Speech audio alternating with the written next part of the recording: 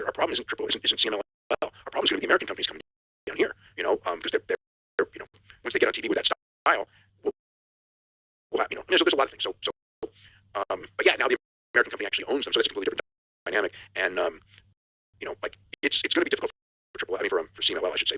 But again, not right away because they're on fire. But it's just, I think that the speed of the conclusion of the negotiations was very interesting because I don't think anyone had anything leaked like there was going to be a done deal this week. It was something that had been worked on. I mean, going back at least more than a year, there had been talk and there had been negotiations, and there had been WWE people at AAA shows recently, the One Day Libera show and things like that, and they were there for business reasons to look it over and figure out what they're going to do and all that. I mean, that has all happened in recent weeks. But I was surprised.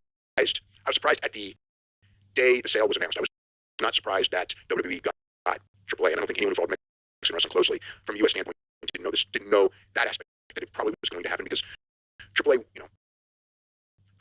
they were short on money, and I think that again this could be Turner, and in a lot of ways Turner buying WCW, and Jim Crockett figures that he's going to run WCW, but it's going to be Turner's money, and his money's not at stake, and now he's not going to have the financial burden of losing money, but he's still the most experienced guy in running the company. And then as soon as that ink's dry in that thing, it's like Jim Crockett is no longer running this, and they bring in Jim Herd, who it would have been better for Jim Crockett to have been in that spot, obviously, but they put their own person in, and that's how it worked, whatever it was 35 years ago. But it will be again. I don't doubt that the people who are the key people think that they are going to be there, and in the long run, I saw with UFC and Strikeforce and everyone, and all these companies when someone takes over, I just see that their own people are going to be running it soon enough.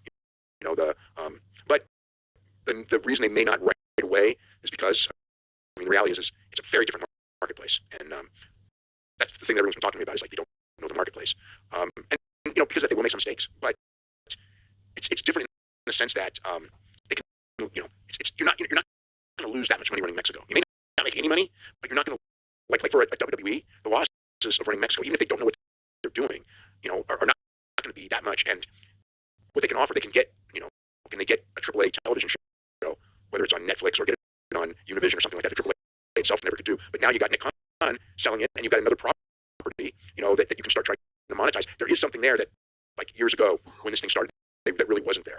And it's a product that, done correctly, there's a lot of Mexican Americans, and you can market to them with a Mexican-based product. They just have to figure out what it is. And I don't know that the ECW version of AAA is it at all.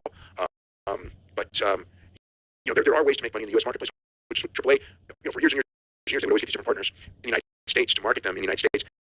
And they weren't people who were really familiar with wrestling, and they never really made it work. And also the reality was that AAA itself